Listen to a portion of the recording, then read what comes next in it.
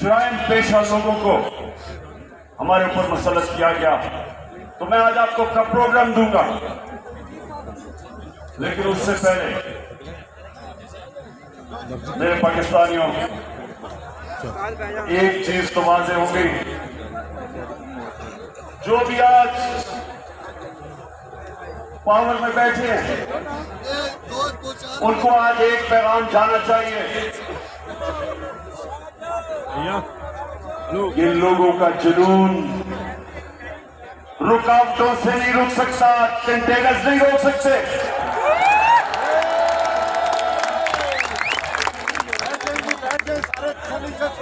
ایک انگریزی میں ایک محاورہ ہے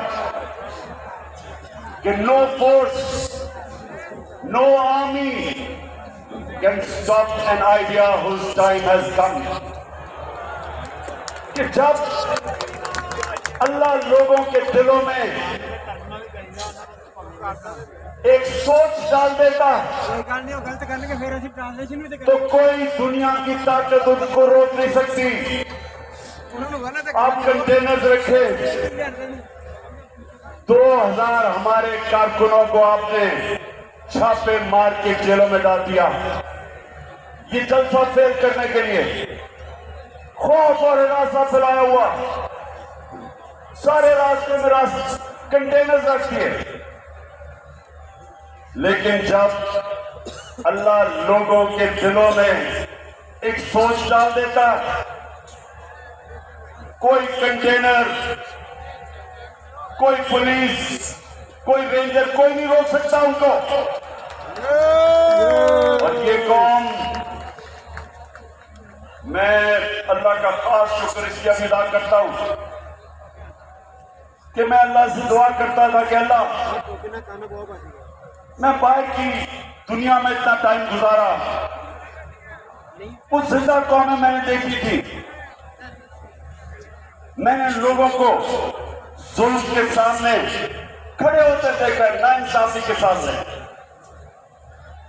میں نے باہر کے لوگوں کو امر بالمعروف پہ چلتے دیکھا، برائی کے خلاف کھڑے ہوئے، اچھائی کے ساتھ کھڑے ہوئے، لیکن میں اپنی قوم میں یہ نہیں دیکھتا تھا۔ میں اپنی قوم کو افسوس سے مجھے کہنا پڑتا ہے کہ ہر قسم کا ظلم برداشت کرتے دیکھا، اور جب ایک قوم ظلم کے سامنے نہیں کھڑی ہوتی، میرے پاکستانیوں وہ غلام بن جاتے ہیں، اور غلاموں کی کوئی حیثیت نہیں دنیا میں۔ مولانا رومی نے جس طرح کہا کہ جب میرے اللہ نے تمہیں پر دیے ہیں، کیوں چونٹیوں کی طرح رینگ رہے ہو؟ کیونکہ غلام رینگتے ہیں، آزاد انسان اوپر جاتے ہیں۔ علامہ اقبال، شاید ہی مسلمان دنیا میں اس طرح کا ذہن آیا ہو، ان کی شاعری، ان کا فلسفہ، غور سے اس کو اگر آپ پڑھیں گے تو ایک بار بار پیغام وہ دیتے ہیں، ہندوستان کے غلامی کے اندر پسے ہوئے مسلمانوں کو جگا رہے تھے، ان کو مسلمانوں کو یاد کرا رہے تھے کہ ایک بار تم نے دنیا کی امامت کی تھی اور آج تمہاری کوئی حیثیت نہیں ہے، جگا رہے تھے ان کو، سارا وقت مسلمانوں کو سمجھا رہے تھے کہ صرف آزاد انسانوں کی حیثیت ہوتی ہے۔ تو پاکستانیوں، ہم جو 23 مارچ بناتے ہیں، ہم 14 اگست بناتے ہیں، لیکن کیا ہمیں سمجھ ہے کہ آزادی کے لیے کیوں دنیا ترسی ہے؟ کیوں آزادی؟ کئی غلام بھی بڑے خوشحال ہوتے ہیں، کئی ملکوں کے اوپر دوسرے ملکوں نے قبضہ کیا تو وہاں اتنی غربت بھی نہیں ہوئی، وہ ملک کے بہتر بھی چل پڑے۔ ہانگ کانگ ایک میں مثال دیتا ہوں، ہانگ کانگ غلامی کے اندر ان کے معاشی حالات تو اچھے تھے، لیکن پاکستانیوں سن لو، جب سے اللہ نے دنیا بنائی ہے ہمیشہ انسان آزادی چاہتا ہے۔ وہ کیوں چاہتا ہے؟ کیونکہ صرف آزاد انسانوں کی پرواز ہے۔ کبھی آج تک سنا ہے کہ کسی غلام انسان نے، غلام ذہنیت کے انسان نے، یا کسی ملک جو غلام ہو، کبھی سنا ہے کہ اس نے کوئی بڑا کام کیا ہو؟ کبھی سنا ہے کہ دنیا میں ان کی کوئی حیثیت ہو؟ غلام اچھے غلام رہتے ہیں۔ غلاموں کی زندگی میں ذلت ہے۔ اگر انسان جس کو اللہ نے اشرف المخلوقات بنایا، سب سے عظیم مخلوق، تو اگر اس کو اپنے مقام کی سمجھ نہیں ہے تو وہ تو جانور بھی دنیا میں آتے ہیں، کھاتے پیتے ہیں، بچے پیدا کرتے ہیں اور مر جاتے ہیں۔ انسان تو وہ ہے جو اپنا مقام سمجھتا ہے۔ اور علامہ اقبال نے یہ سوئے ہوئے مسلمانوں کو جگانے کے لیے قرآن کے اندر سے، آیتوں کے اندر سے انہوں نے شعر و شاعری کی، بتایا مسلمانوں کا تمہارا مقام ہے کہ تم ایک عظیم قوم تھے، کیوں اوپر گئے اور آج کیوں نیچے ہو؟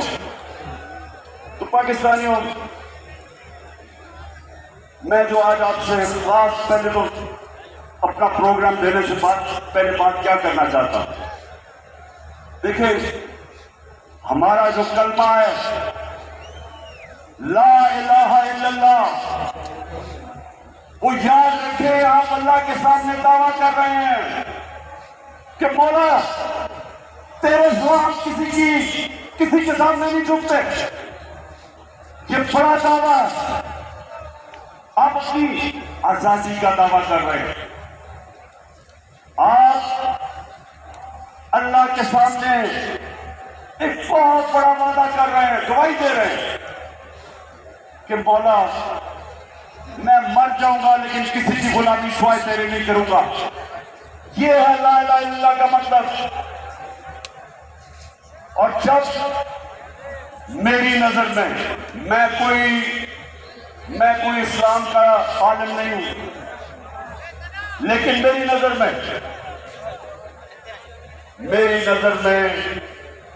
جب ایک انسان کسی اور انسان کے سامنے جھکتا ہے،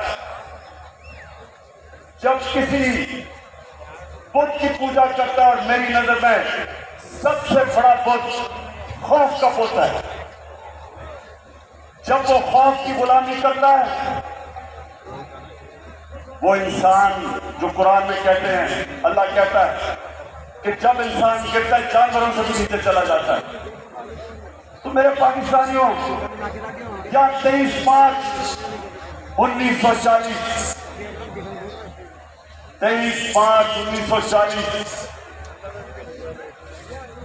میرے سب سے پاکستان کے عظیم لیڈر قائد اعظم، انہوں نے ایک بہت بڑے خواب پاکستان کی ریزولوشن پاس کی تھی۔